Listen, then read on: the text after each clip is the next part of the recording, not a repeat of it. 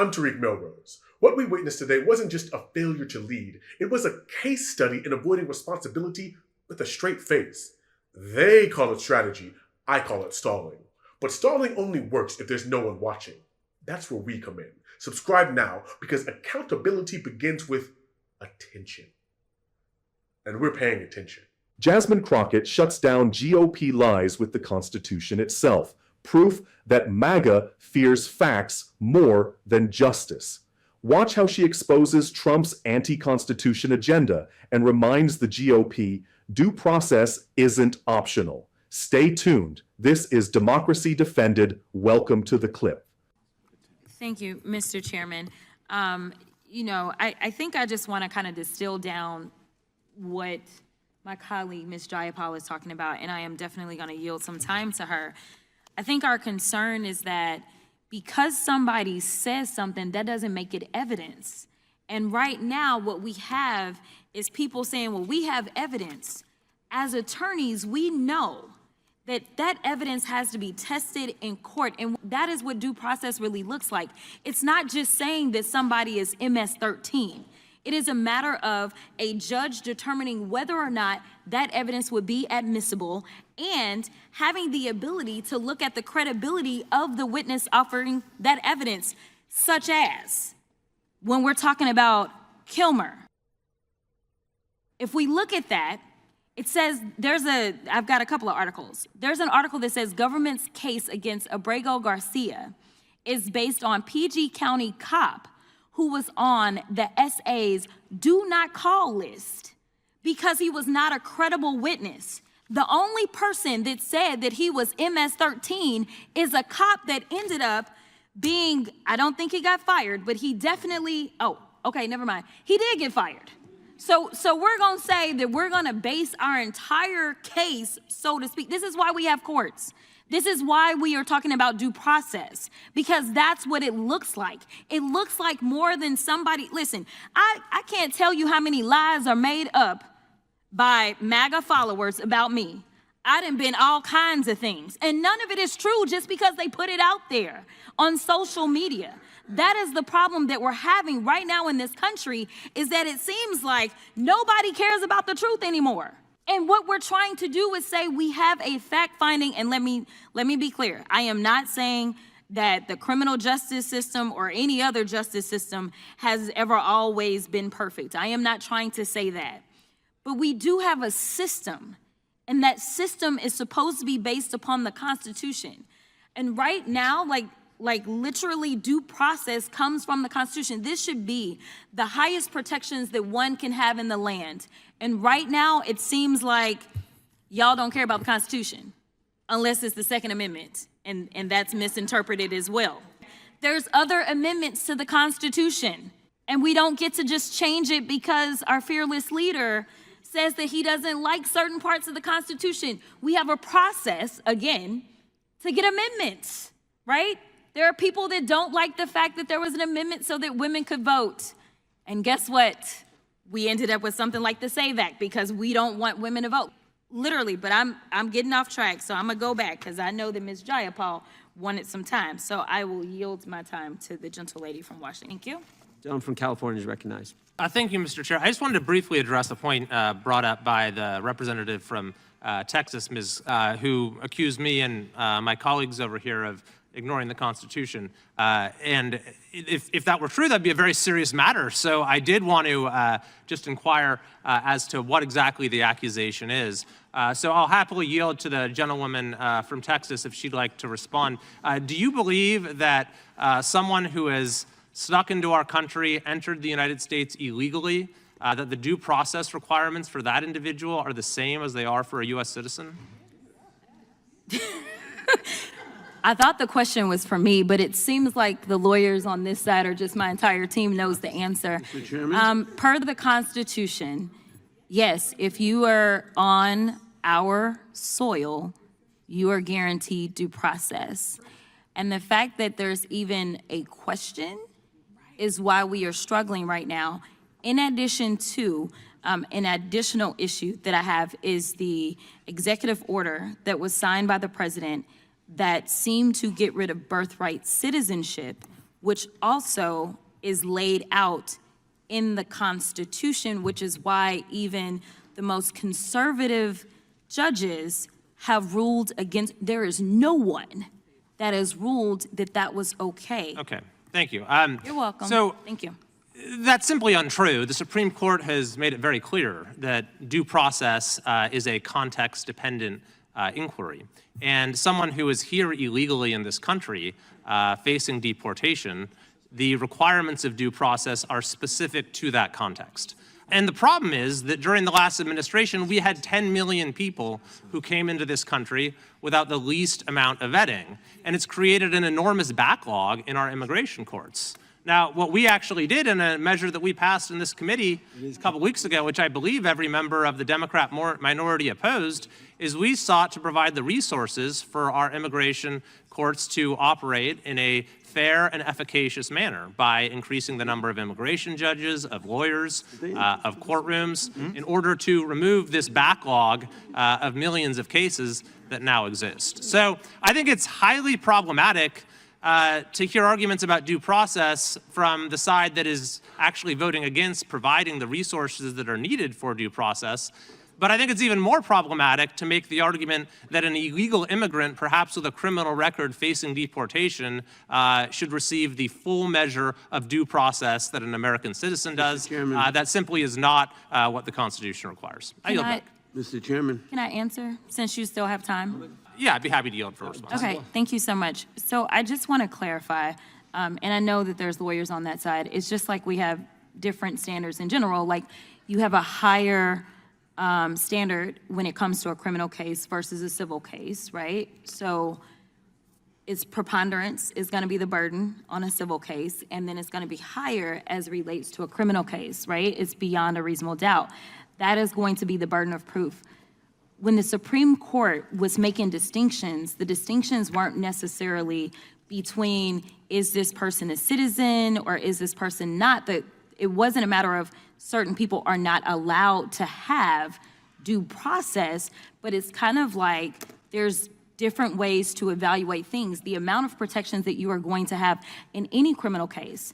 If you think about those that are charged with murder, whether they are a citizen or not, guess what? The burden of proof is still going to be the same. The burden of proof is still going to be beyond a reasonable doubt. There was never a distinction that said somehow, dependent upon your status, you somehow lose your access to due process. And frankly, that is honestly the only thing that the Supreme Court has been consistent on, is that there are due process rights that are going to be afforded to everyone that is found within our jurisdiction in the United States. I have not seen a case where they have said, no, it's okay for someone not to have due process. That is why the plane that was about to leave Texas, they said stop the plane literally at 1 a.m.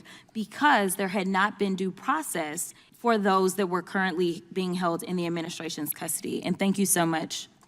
Thank you. I think I understand your position a little better now. I can't say I agree with everything you said, but I would just say perhaps be careful with throwing out accusations or ignoring the Constitution, without carefully considering those statements, because the demands of due process is not just something that is the same in every context. It's Mr. very Chairman, much I have a context unanimous, so I yield back. unanimous consent request. Gentlelady is recognized for unanimous consent. I'd like to submit for the record the Constitution of the United States Fifth Amendment explained, so that the gentleman can see exactly what is in the Constitution, where it says no person deprived of due process. I would just point out the Supreme Court, as the gentleman from California has said, has firmly, I'm quoting from Justice Wright, has firmly and repeatedly endorsed the proposition that Congress may make rules as to aliens that would be unacceptable if applied to citizens. But currently the Constitution says, but it's not the same process due American citizens. Mr. Chairman, it just says no person. The Fifth Amendment will be entered in front of the Judiciary Committee's record. Thank you so much. I just wanted to make sure everybody knows what the Fifth Amendment says. We will take Maybe we could introduce the 14th Amendment too, Mr. Chairman. Okay, that's fine too. Well, you can introduce the whole Constitution. God bless you. Now I got 3 of you who are in line, and I'll defer to the ranking member because he's one of the 3 in line.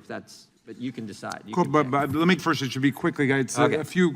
For In a moment that will echo through every law school, courtroom, and congressional archive in this country, Representative Jasmine Crockett did what few dare to do in the face of Republican gaslighting. She defended the Constitution not just with passion, but with precision. What unfolded in this judiciary hearing was nothing short of a constitutional reckoning, and Crockett held the gavel of truth. Republicans, in typical MAGA fashion, came in swinging with a hollow argument that due process isn't owed to everyone on American soil, only to a chosen few, presumably white, conservative, and citizen-born. But Crockett wasn't having it. She came equipped with legal understanding, historical awareness, and the boldness that only a true patriot can wield. She didn't just push back, she demolished their entire premise with facts, legal precedent, and the one thing the GOP seems to conveniently forget exists: the United States Constitution. Let's be clear. What triggered this showdown was yet another effort by Republicans to reframe due process as an exclusive benefit, one that only applies when they say it does. And of course, this was all to defend Trump's blatantly unconstitutional proposal to eliminate birthright citizenship and rewrite due process protections for immigrants. Because when Trump doesn't like a part of the Constitution, he tries to bulldoze it. And his party just follows along like the spineless enablers they are. Crockett wasn't just answering hypotheticals. She was confronting a deeper rot, the normalization of stripping people of their rights based on status, nationality, or political expediency. She asked the one question no Republican wanted to face. If the Constitution only matters when it serves your politics, then what exactly are you defending? The room went quiet, and that silence said everything. When Republicans tried to cite Supreme Court precedent to say due process doesn't mean the same thing for undocumented immigrants, Crockett fired back with a lawyer's clarity and a patriot's heart. She reminded everyone that yes, there are different standards in civil versus criminal cases, but the core constitutional principle remains. No person shall be deprived of life, liberty, or property without due process of law. Not no citizen, no person. That language isn't a typo. It's intentional, it's foundational, and it's what separates democracy from tyranny. What was even more infuriating was the GOP's laughable attempt to claim they're defending due process while simultaneously trying to gut it. They had the nerve to say Democrats oppose efforts to fix immigration courts while they're the ones defending executive orders that erase constitutional protections with the stroke of a pen. You can't pretend to care about due process while also cheering on a man who wanted to deport children in the dead of night without hearings, without counsel, without anything resembling justice. And let's talk about the SAVE Act reference Crockett dropped, because it was a gut punch to every misogynist and authoritarian lurking behind Republican talking points.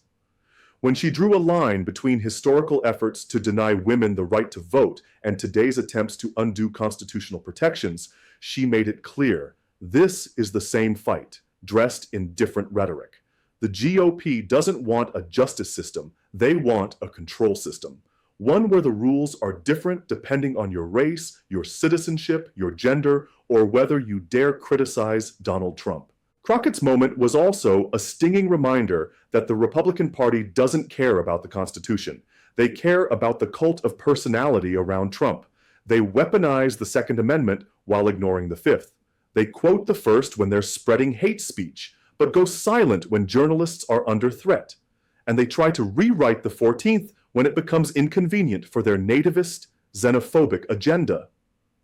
At one point in the hearing, a Republican rep insisted due process must be context dependent. Translation, we'll decide who gets rights based on politics, not principle. That's not governance. That's authoritarianism in disguise. And Crockett, without shouting, without grandstanding, showed the nation that real leadership means defending even the rights of people you may not agree with, because that's what justice demands. The most chilling part of this entire hearing wasn't the absurdity of the GOP's legal interpretation. It was that they believe it. They believe they can create a second-tier version of justice. They believe that if Trump says something is unconstitutional, they can just nod along and rewrite the law by press conference. They believe the Constitution is a weapon, not a covenant. And that's why Crockett's voice mattered so deeply, because it wasn't just law, it was moral clarity. This isn't just about one hearing. This is about the soul